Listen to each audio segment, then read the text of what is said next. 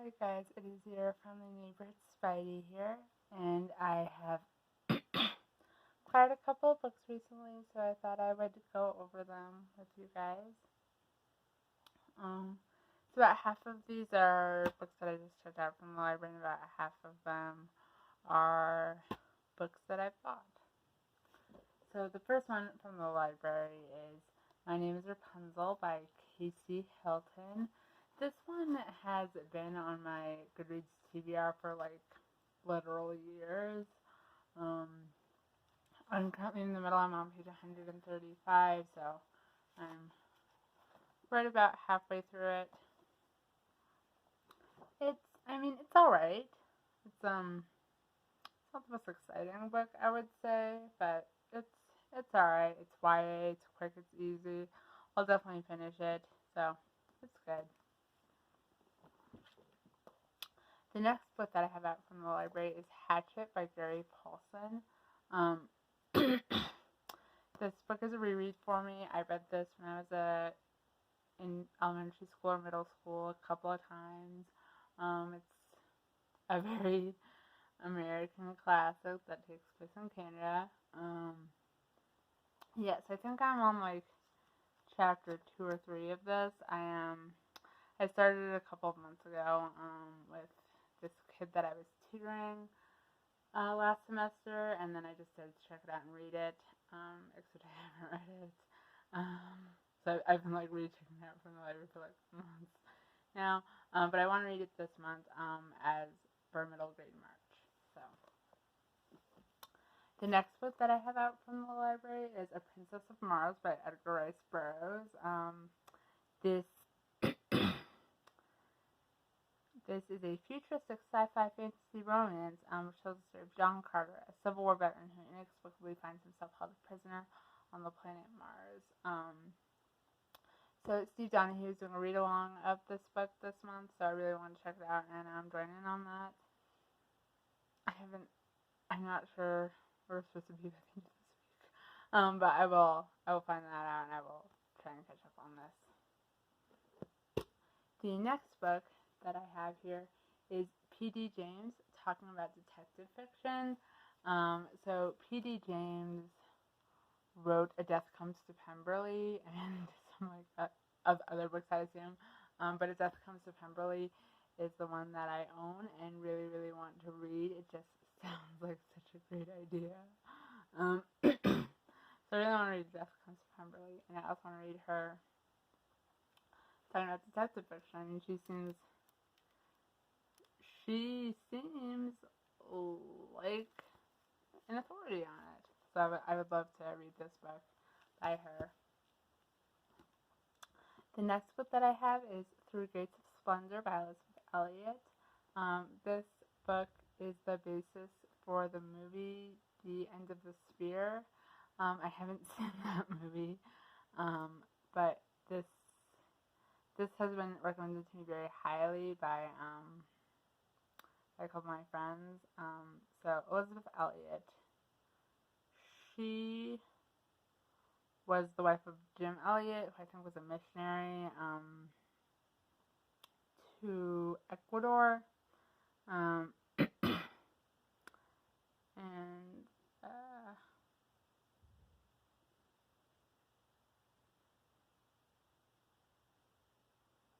yeah, I don't fully know what it's about. All I know is it's Elizabeth Elliot telling the story of her life as a missionary, and something that I probably should get to at some point.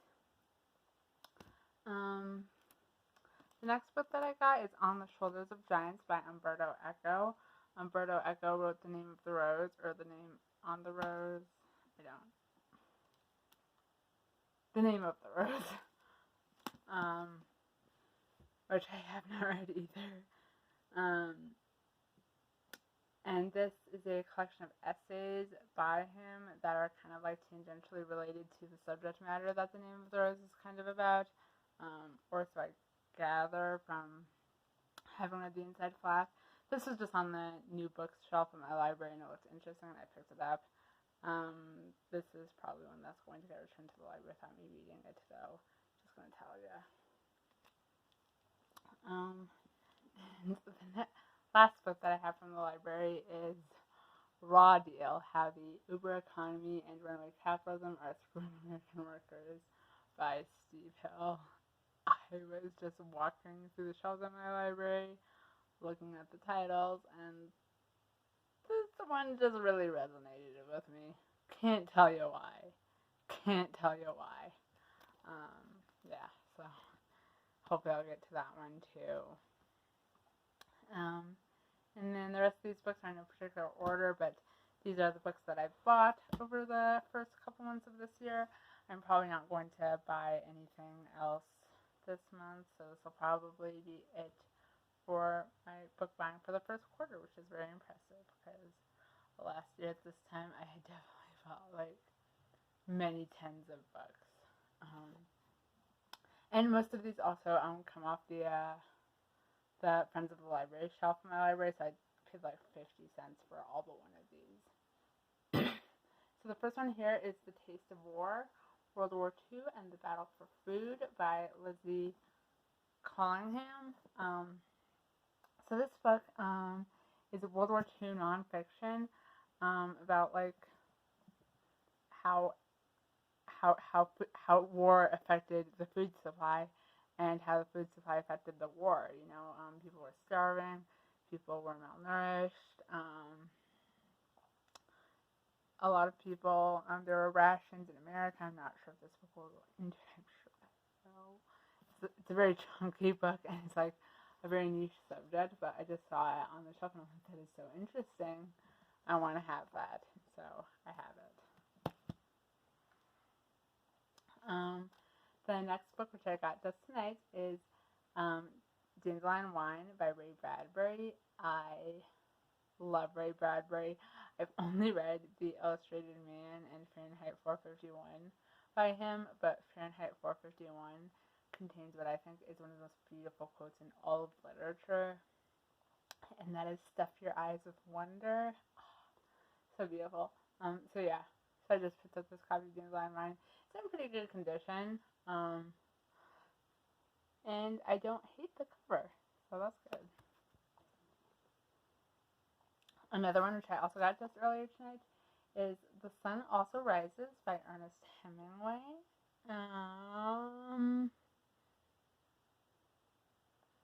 It is a poignant look at the disillusionment and angst of the post-World War I generation. You know, that sounds eerily familiar. Angst and disillusionment.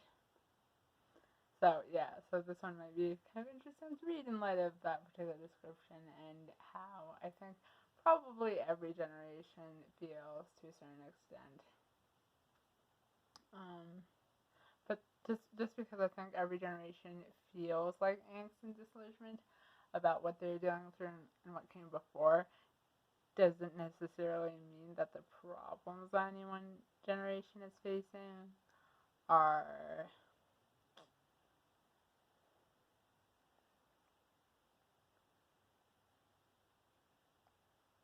something to be easily ignored or brushed aside by, oh, we felt this way when we were your age. We dealt with it, so should you, you know, like,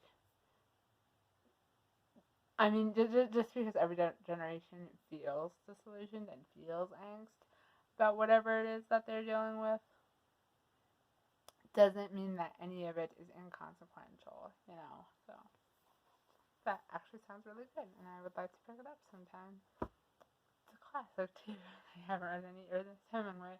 The only other Ernest Hemingway that I own, actually, is right here. It is A Movable Feast,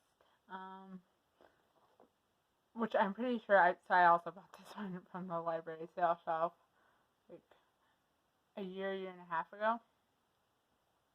I'm pretty sure this will be like my favorite Ernest Hemingway book.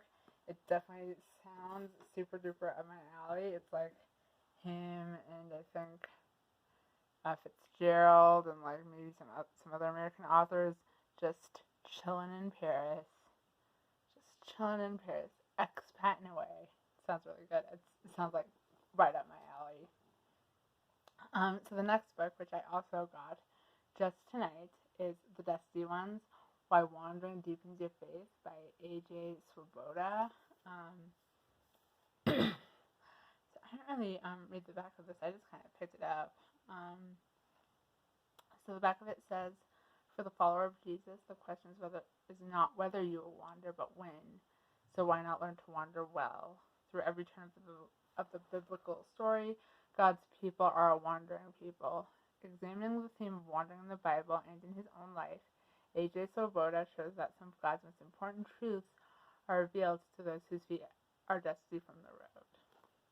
So that sounds really interesting. That sounds like something like definitely something I should be reading about. So, pick this one up. Again, it was 50 cents. Why wouldn't I have? The next book, this is the last one that I got from the library sale shelf, is The Roundhouse by Louise Erdrich. I have actually read part of this book before.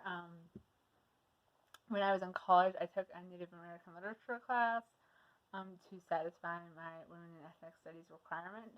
And this book was one of the ones that we read. Unfortunately, I was very poor at the time, and I could not afford to buy any of the books for that class. So I skimmed some of them online, read chapters from my friends' copies. I think I skimmed chapters from like Google Books, from like just like summaries. So I read part of the story. I know like the gist of the story, but I didn't actually like read the book. So excited to actually read this.